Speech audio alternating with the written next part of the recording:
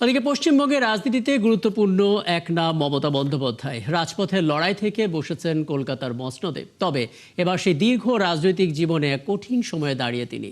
15 বছর রাজ্য ক্ষমতায় থাকা তৃণমূল কংগ্রেস এবার রীতিমতো ধরাশায়ী বিজেপির কাছে। দীর্ঘ রাজনৈতিক ক্যারিয়ারে মমতার উত্থান পতন নিয়ে আরো জানাচ্ছেন আরাফাত ইসলাম।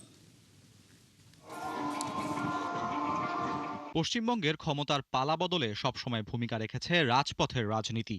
স্বাধীনতার পর থেকে কংগ্রেস, তারপর বামফ্রন্ট আর 2011-তে তৃণমূল কংগ্রেস। আর সেই লড়াইয়ে সামনের সারিতে ছিলেন মমতা বন্দ্যোপাধ্যায়, যিনি জনতার দিদি নামেই পরিচিত পশ্চিমবঙ্গে।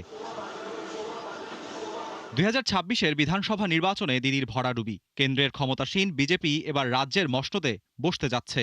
প্রায় 5 দশক পর একই দল দিল্লি ও কলকাতার ক্ষমতার দোরগোড়ায়। 71 বছর বয়সেও থামেননি মমতা। 2 মাসে 90টি সভা, 22টি রোড শোতে এক হাত নিয়েছেন প্রতিপক্ষকে। ছিলেন আগের মতোই আত্মবিশ্বাসী। কিন্তু ফলাফলের দিন বাংলার রাজনৈতিক মানচিত্রে গেরুয়া রং স্পষ্ট।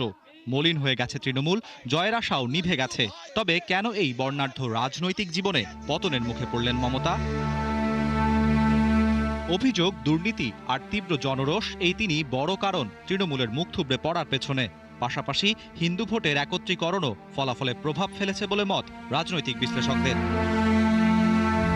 চ্যালেঞ্জের মধ্যে অন্যতম ছিল ভোটার তালিকার বিশেষ সংশোধন। প্রায় 7.5 কোটি ভোটারের মধ্যে 91 লাখ নাম বাদ পড়েছে।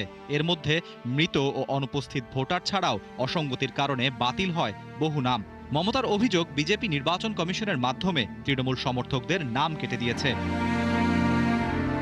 এই রাজপথের লড়াকু সৈনিকের উত্থানও ছিল সংগ্রামের মধ্য দিয়ে। 1984-তে যাদবপুর থেকে সিপিএম নেতা সোমনাথ চট্টোপাধ্যায়কে হারিয়ে জাতীয় রাজনীতিতে প্রবেশ। 2000 সালে কেশপুর গড়বেতা আন্দোলনে বামফ্রন্টের বিরুদ্ধে সরব হয়ে তৃণমূলের ভিত্তি মজবুত করেন। 2011-তে 34 বছরের বাম শাসনের অবসান ঘটিয়ে ক্ষমতায় বসেন মমতা।